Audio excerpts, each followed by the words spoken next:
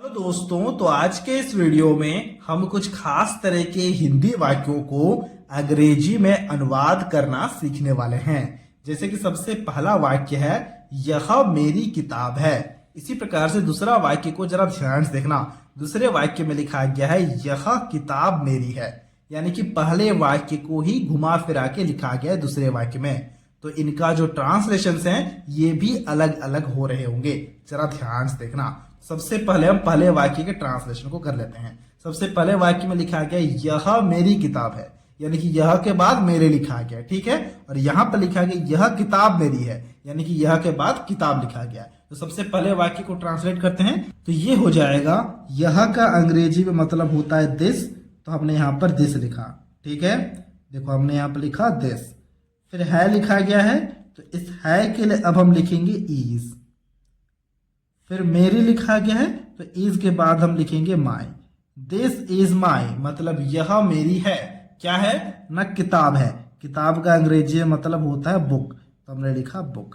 This is my book हो गया यह मेरी किताब है का अंग्रेजी में अनुवाद। अब इसी प्रकार से देखना, यह किताब मेरी है लिखा गया है। सबसे पहले यह के लिए दिस लिखेंगे, जैसे पहले वाक्य में हमने लिखा था, तो हमने यह के लिए दिस लिखा। अब देखो यह के बाद लिखा गया है किताब, तो अब हम दिस के बाद लिखेंगे किताब का अंग्रेजी मतलब जो होता है बुक, तो हमने लिखा दिस बुक। है लिखा गया है के लिए हमने यहाँ पर इज लिखा। दिस बुक इज मतलब यह किताब है, किसकी है ना, मेरी है। तो क्या मेरी के लिए हम यहाँ पर माई लिखेंगे? बिल्कुल नहीं, मेरी के लिए हम यहाँ पर लिखेंगे माइन, MINE माइन।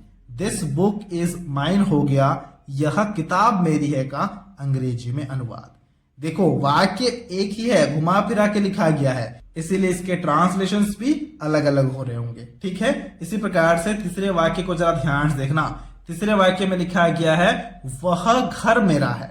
अब देखो यहाँ पर वह मेरा घर है नहीं लिखा गया है, वह घर मेरा है, यानी कि सबसे पहले वह के लिए लिखना होगा दैट, तो हमने वह के लिए लिखा यहाँ पर दैट, ठीक है। फिर देखो लिखा गया घर, तो दैट के बाद हम लिखेंगे घर का अंग्रेजी में मतलब जो होता है हाउस, तो हमने लिखा दैट हाउस। है के लिए क्या लिखना होगा? है के लिए इज लिखना होगा, तो इज लिखा। दैट हाउस इज यानी कि वह घर है, किसका है ना, मेरा है। मेरा या फिर मेरी अगर बाद में लिखोगे तो हमेशा माइन शब्द का इस्तेमाल करना है। दैट हाउस इज माइन, वह घर मेरा है। अगर लिखा गया वह मेरा घर है तब क्या होगा? वही है चौथा वाक्य, तब हम लिखेंगे दैट इज माई हाउस, तो हमने यहाँ पर लिखा दैट। देखो सबसे पहले जब मेरा आ जाए तो दैट इज लिखने के बाद मेरा, यानी कि अब की बार हम माई शब्द का इस्तेमाल करेंगे।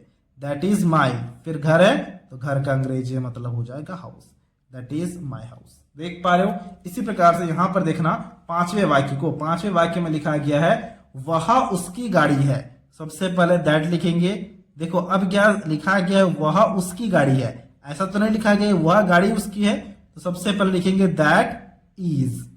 उसकी का अंग्रेजी मतलब हो जाएगा हीज, दैट इज हीज मतलब वह उसकी है, क्या है, गाड़ी। गाड़ी का अंग्रेजी मतलब होता है कार, तो हमने कार लिखा, दैट इज हीज कार। इसी प्रकार से छठे वाक्य में लिखा गया है, वह गाड़ी उसकी है। अब चीजों को पलट दिया गया है। अब हम क्या करेंगे ना, इसके ट्रांसलेशन को अभी आपको खुद से करना है।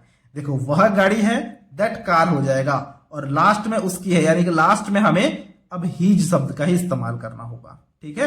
यहां पर जैसे कि माई का माइन हो रहा था, वैसे हीज का कुछ और नहीं होगा, हीज का ही होगा। अब आपको इसके ट्रांसलेशन को खुद से करना है और हमसे कमेंट बॉक्स में जरूर से जरूर शेयर करना है। तो ये था आज का वीडियो, जहां हमने कुछ खास तरह के हिंदी वाक्यों के अंग्रेजी ट्रांसलेशन को देख लिया है। अगर आपको ये वीडियो अच्छा लगा है तो इस वीडियो को एक लाइक जरूर से जरूर कर देना, और कुछ इसी तरह के वीडियोस को देखने के लिए आप हमारे चैनल को भी सब्सक्राइब कर सकते हो।